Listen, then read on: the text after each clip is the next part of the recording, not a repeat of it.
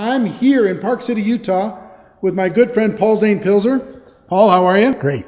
Paul invited us to his home, magnificent, interesting home up here in the mountains. And we just finished an interview for the network marketing documentary that's coming out the end of this November. And Paul's actually going to be at the event speaking as well. He's going to be just coming off a tour in China.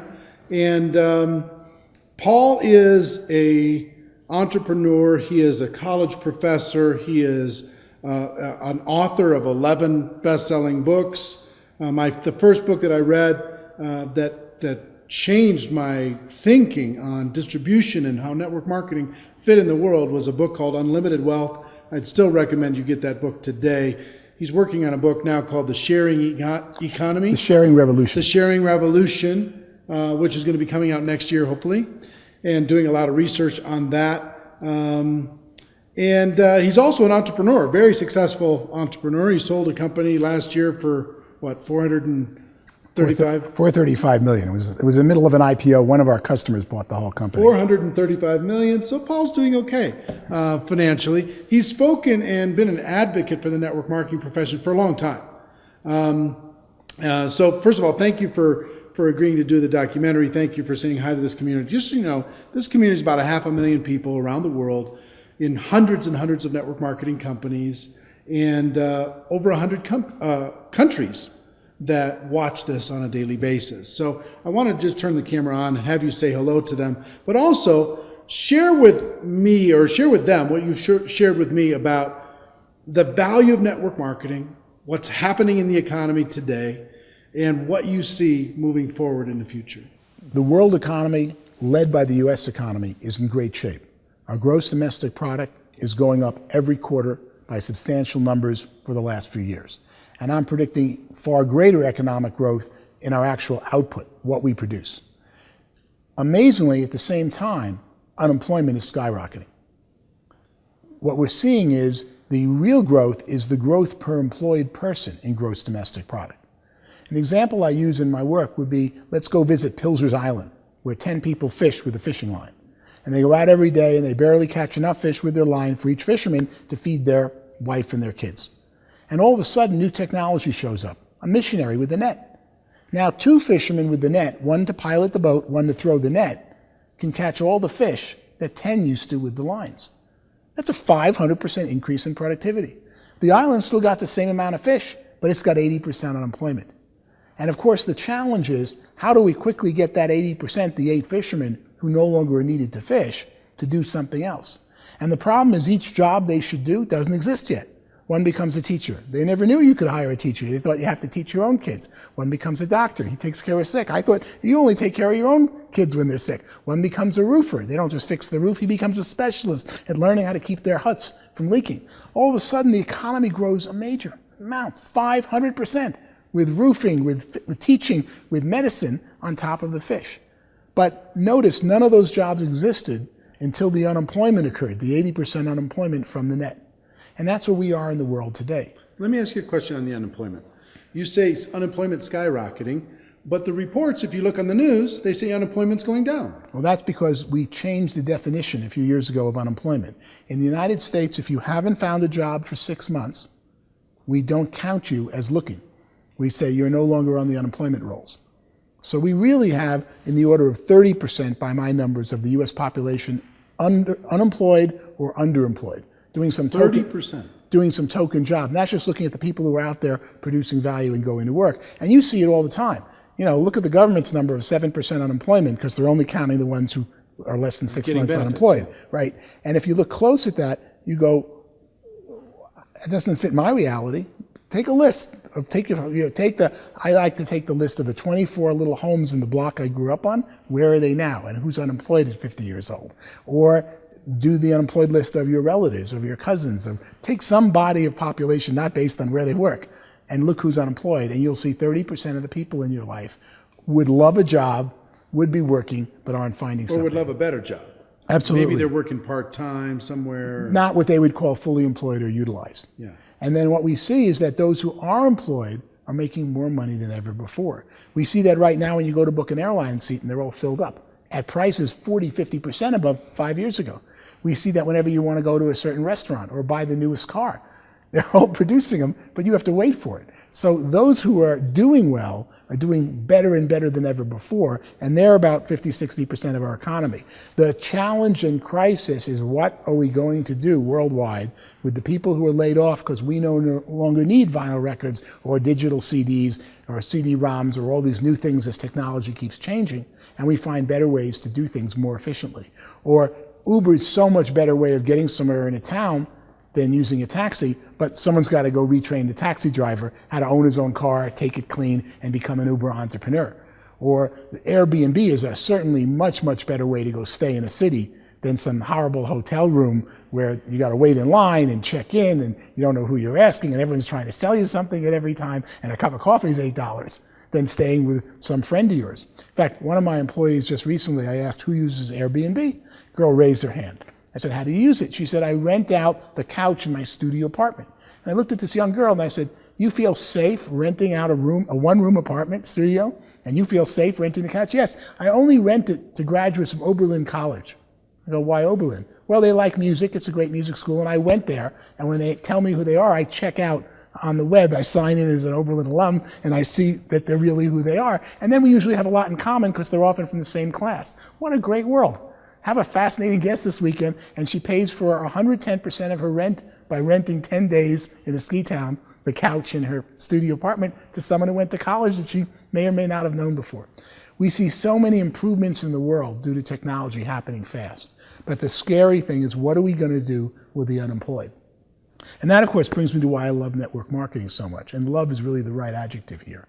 Because only network marketing goes out there and says your employment past doesn't determine your economic future.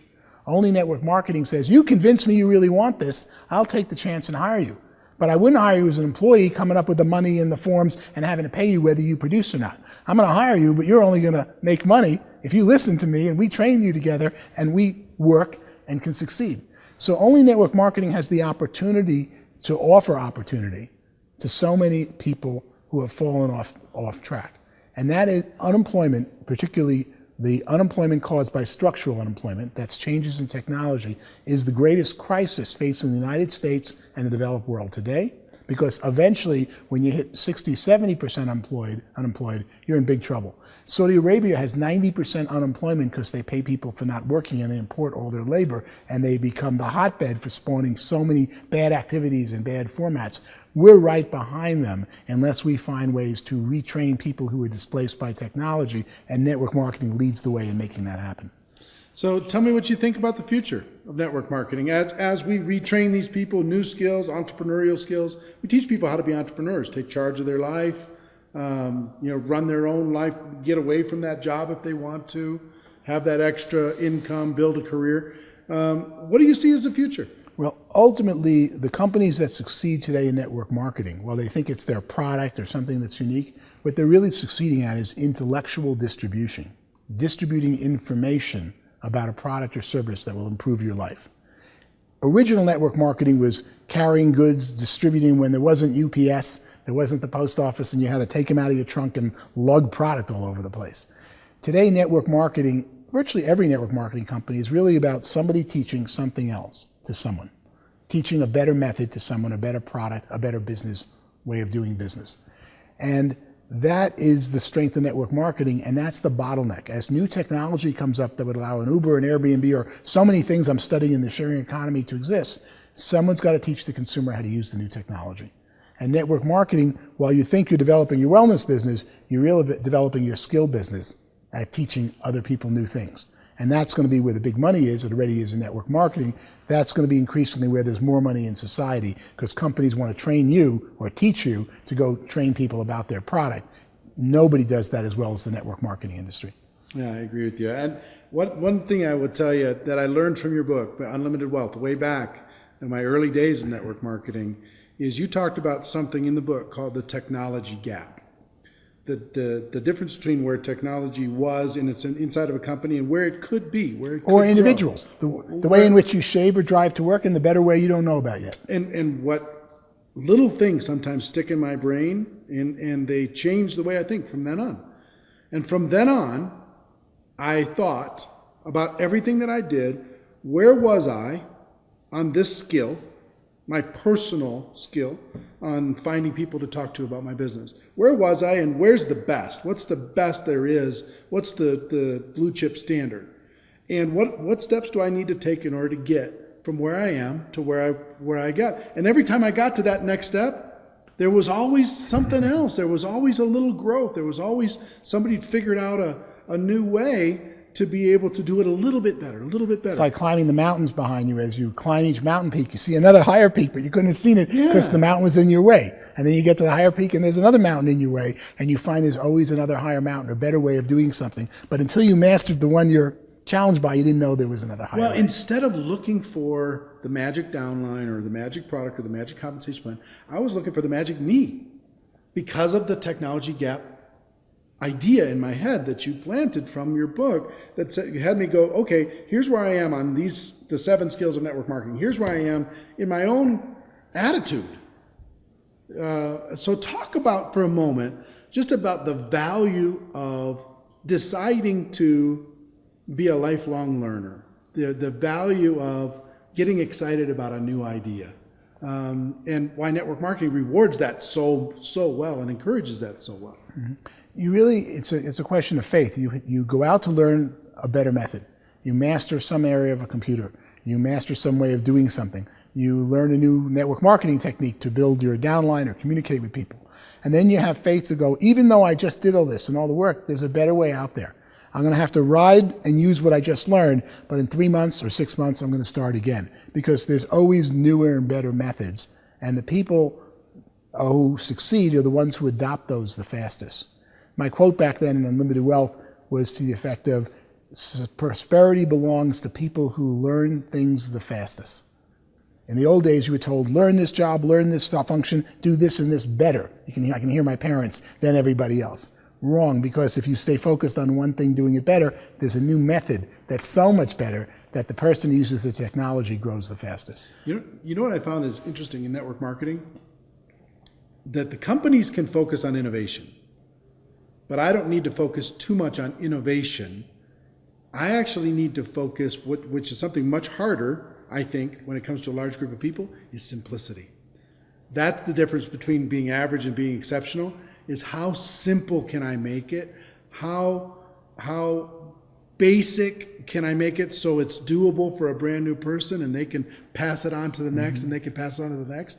So it's not really about necessarily massive innovation, being radically creative. I need to be creative and clever and strategic in my mind of how can I get it simpler? How can I say it clearer? Well, that's the true genius. The best nuclear physicist can explain physics much better than the normal high school teacher teaching physics, even though he's explaining it to a 10-year-old.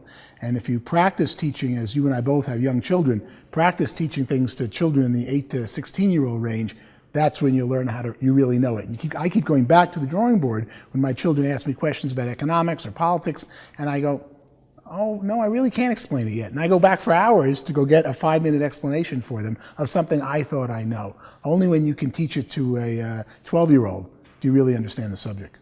Well, Paul, we talked, we've been taking up a good portion of the time today. We talked probably an hour and a half on just the documentary itself before we decided to do this real quick. But I can't wait to see you in November at the Mirage in Las Vegas. Can't wait for you to enlighten people on all of the research that you've done and the value that you can bring to that community. I want to thank you for what you've contributed to my life and my career and my thinking, and what you've done for millions of other people in the network marketing profession. So I appreciate you, my friend. Thank you very much. All right.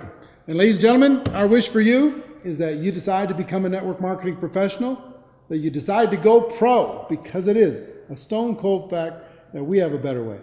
Now let's go tell the world. Everybody have a great day. I'll see you next time. Take care. Bye-bye.